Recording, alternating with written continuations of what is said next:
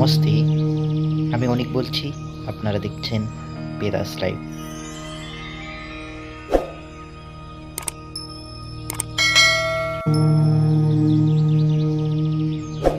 তার সনাতন খামাজ নাই মন বাঙ্গা গোর একান সালসন ফুয়ার নাম লক্ষ্মীচরণ বাপর নাম সনাতন সব সময় যা বলে তাই ঠিক কি লিগা কারণ তারা নিজের কথা কয় না, বুঝছো? ইসকনের সাধুদের কোনো কথার মধ্যে কেউ ভুল ধরতে পারবে না। কেন জানো? কেন জানো? কেন? গীতা বলে, কারণ গীতায় কোনো ভুল লেখা নাই। আর ইসকন যিনি প্রতিষ্ঠা করছেন তিনি কোনো সময় শাস্ত্রের বাইরের কোনো কথা বলেন না। আর আমাদের যারা মহাত্মারা, আমাদের যারা মহারাজ বা ইসকনের ভক্তরা আছে, তারা প্রভুপাদের শিক্ষার বাইরে যায় না। এই জন্য ইসকনের কোনো ভুল নেই, কেউ ভুল ধরতেও পারবে না। আর যারা ধরবে এরা তো ওই যে শিশুপালের মতো, কৃষ্ণরও ভুল ধরে। এই ধরনের লোকের সাথে কোনো কথা নাই। বুঝতে পেরেছো কি বলছি? তো সেই কারণে দুইটা জিনিস তোমাকে হেল্প করবে। একটা তোমার বুদ্ধিকে সাহায্য করবে, সেটা হচ্ছে কৃষ্ণের জ্ঞান, এটা গীতা, ভাগবত বা সাধুদের কাছ থেকে শুনতে হবে। আরেকটা তোমাকে মনকে হেল্প করবে, সেটা হচ্ছে হরে কৃষ্ণ মহামন্ত্র। बात बदल दी है, जिंदगी बदल दी। 119 पे इतनी अच्छी पार्टनरशिप चली। ओ भाई मारो मुझे, मारो मारो मुझे, मारो मारो। नहीं ये मजाक हो रहा है, एक सेकंड यार, मजाक हो रहा है। नहीं ये हम यहाँ पे क्या करने आए हैं?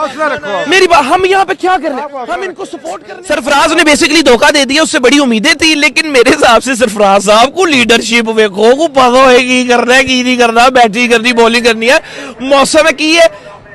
मेरे पास कोई अल्फाज नहीं है, मुझे माफ कर दे आप लोग सारे, मुझे छुट्टी दे दे, मैं इस दुनिया से छुट्टी चाहता हूँ। आप नहीं जज्बाती ना নাম তার সনাতন খামাজ নাই মন বাঙ্গা গোর একান সালো से ऊपर कोई मंत्र नहीं है। जितने भी मंत्र हैं, विष्णु मंत्र हैं या गायत्री मंत्र हैं जो दीक्षा के समय मिलते हैं, या जो ब्राह्मण दीक्षा हम जो कहते हैं, वो सब मंत्र जो है वास्तव में हरि नाम को ही वास्तव में सहयोग कर रहे हैं, वो हरि नाम को ही फैसिलिटेट कर रहे हैं। तो इसलिए हरे कृष्ण महामंत्र से बढ़कर कोई मंत्र है नहीं पूरे वैदिक शास्त्रों में। सर्व वेदेषु दृश्यते, ब्रह्मा जी कह रहे हैं, सभी वेदों को मैंने परख कर ये निष्कर्ष निकाला है। यजुर्वेद में ब्रह्मा जी का वाक्य है और वो कह रहे हैं क्या? इति षोडशकम नाम नाम कलि कल्मषनाशनम नतः परतरोपाय सर्व वेदेषु दृश्यते। सभी वेदों को मैंने परख लिया है। 4 वेद हैं जो सामवेद, ऋग्वेद, यजुर्वेद, अथर्ववेद, इन सब को पढ़ लिया है, अध्ययन कर लिया है। उसका निष्कर्ष मैंने निकाला है कि इससे बढ़कर जो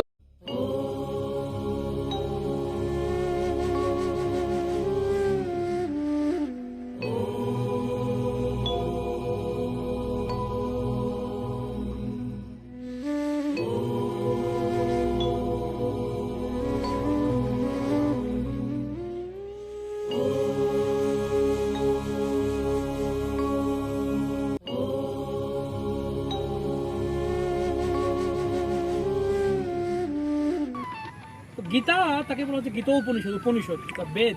একই রকম প্রশ্ন আসতে পারে, বেদে কেন হরে কৃষ্ণ মহামন্ত্র নেই?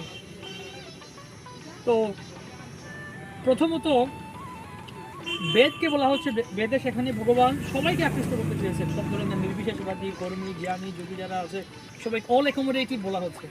এবং বেদ হচ্ছে প্রাথমিক থেকে শুরু করে এন্ড লেভেল পর্যন্ত সব কিছু আছে বেদের মধ্যে অবশ্যই। এবং গীতাটাকে উপনিষদ বলা হচ্ছে, গীতা উপনিষদ ভগবান নিজে বলেছেন। তো গীতা যখন ভগবান বলছেন, গীতার একটা উদ্দেশ্য ছিল। প্রভুপাদ গীতা নিজে তাৎপর্য, গীতার তাৎপর্য বলছেন যে গীতা হচ্ছে প্রাথমিক জ্ঞান, এবিসিডি লেভেল। সেখানে ভগবান কি, জীবকে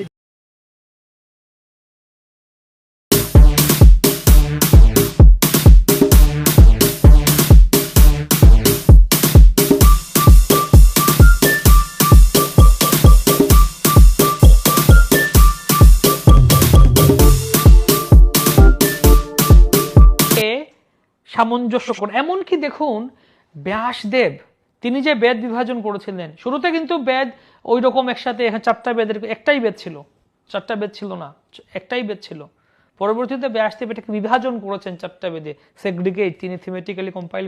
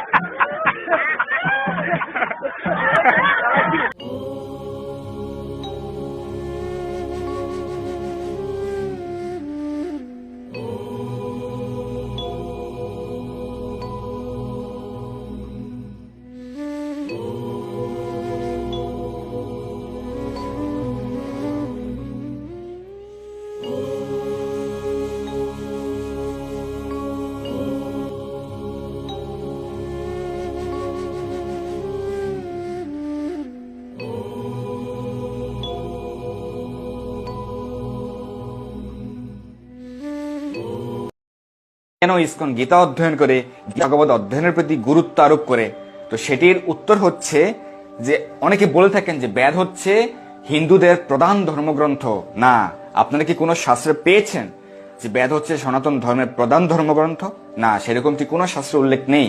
তবে বেদ হচ্ছে আমাদের সনাতন ধর্মের आदि शास्त्र ग्रंथ होच्छे वेद, प्रधान नय। जिंदगी बदलती 119 पे इतनी अच्छी पार्टनरशिप चल रही थी। ओ भाई मारो मुझे, मारो मारो मुझे, मारो मारो। नहीं ये मजाक हो रहा है, एक सेकंड यार, मजाक हो रहा है। नहीं ये हम यहाँ पे क्या करने आए हैं? मेरी बात, हम यहाँ पे क्या करने, हम इनको सपोर्ट करने। सरफराज ने बेसिकली धोखा दे दिया, उससे बड़ी उम्मीदें थी, लेकिन मेरे हिसाब से सरफराज साहब को लीडरशिप वेखो को पता है की करना है की नहीं करना, बैटिंग करनी बॉलिंग करनी है, मौसम है की है।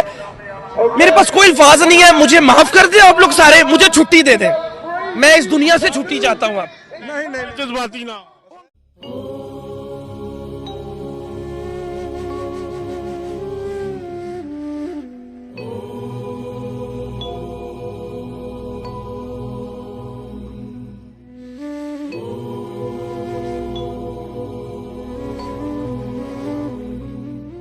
পৌরুষেয় এই বেদে পুরো 100 কোটি শ্লোক রয়েছে। তো কোনো মানুষ সেটাকে তৈরি করেননি বলে এটার নাম অপৌরুষেয়।